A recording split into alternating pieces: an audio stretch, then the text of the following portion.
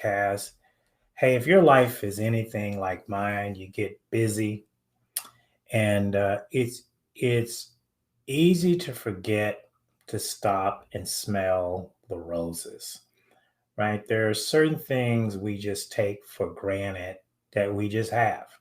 We take for granted that we wake up. We take for granted that we have air, we have oxygen, we have food, we have essential things that we just take for granted. We don't think about it.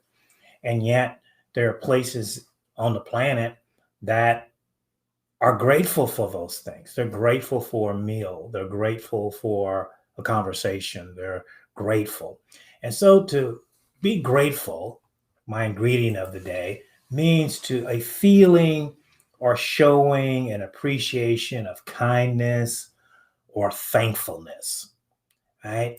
Sounds like something simple. I call it a soft skill. It's not a hard skill. It's not like a college degree or an asset or anything like that. It would be called a soft skill. But soft skills will be smiling, gratitude, saying thank you. I grew up in a time in America that if you didn't say thank you, you were probably going to get hit sometime later by your parents, right?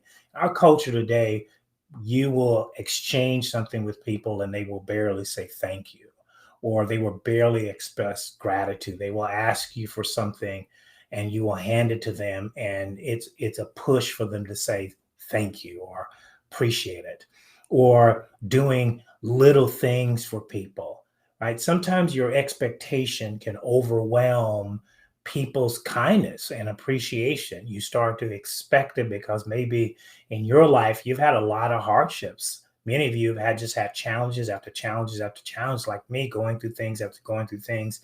And sometimes it's hard to be thankful when you should have been in a certain place anyway. And so it's a little challenge to the psyche to say, why should I be thankful for, this opportunity when I should have had it anyway? Because it finally came.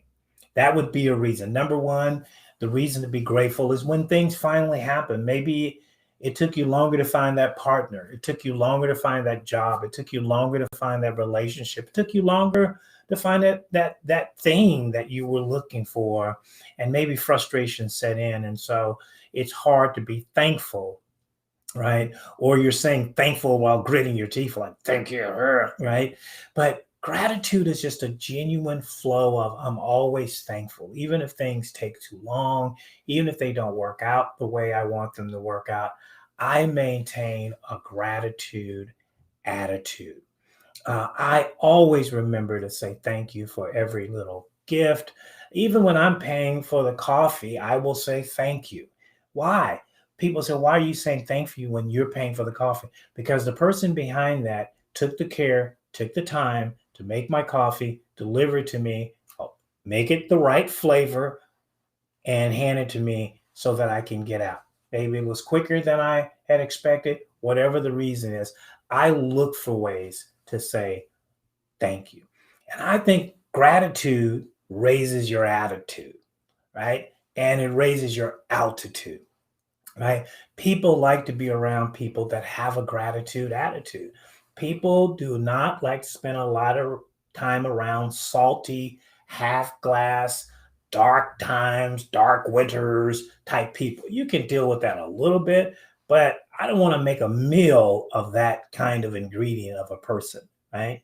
You become like the top five people that you associate with on a regular basis. And so if you're constantly associated with people that are ungrateful, they don't feel like they got to say thank you.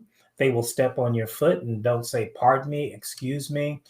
Little things. And we're losing a little of that in our Western culture. We're losing a lot of that graciousness, helping somebody out a door, helping somebody in a door, or waiting for somebody. We've turned into just like more of, let me get mine.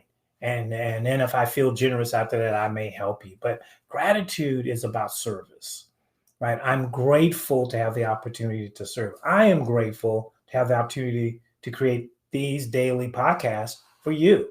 Maybe only a few of you watch it. I don't know. Our subscriber numbers are going up, so we know that somebody's connected with us. But I'm grateful that I have the health, that I have the resources, that I have the technology and tools around me to be able to sit here and take 5 or 10 minutes a day and just send you some ingredients that I believe that will be helpful for your journey. Many of us will never meet.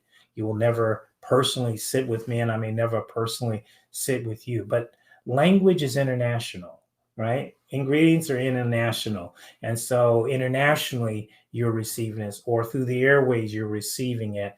And it is my hope that you just take time to start each day grateful. I got up today and I'm in good health today, right? Or whatever difficulties I've had, I'm managing those today. Many of you get up and you face some new challenges that you didn't have yesterday. But in that, you can find a gratefulness. I went through health challenges and somehow or another, I got connected to a doctor who's not only just become my doctor, but personal physician, and he's become a friend. He's been on the podcast. I'm absolutely grateful for that because not only did I help me with my health short term, but we've built a relationship for the long term. So you never know what comes out of being grateful. Have a grateful. Teach your children to be grateful. Teach your relationships. If you catch somebody not being grateful, challenge them on that. That's not a culture thing. That's not a political thing. That's a human being kind of thing. And lastly, let me say, your gratefulness can make somebody else's day, right? We assume that everybody is sort of their own self-contained ecosystem. They have everything that they need and that they want, especially during the time where we've had to maintain social distancing. We've had to have masks. You can't fully see someone's face. Some people wear their mask well, others don't wear the mask so well. And so it's created a little bit of a distancing in our culture. And so gratitude is the way of crossing that line and saying, in spite of what we're required to do for a social distance and a health standpoint, I'm still grateful. I can use my text that doesn't violate that. I can use my phone. I can use my email. I can use a wave across the room that doesn't violate that. I can high five somebody. Any way to say grateful.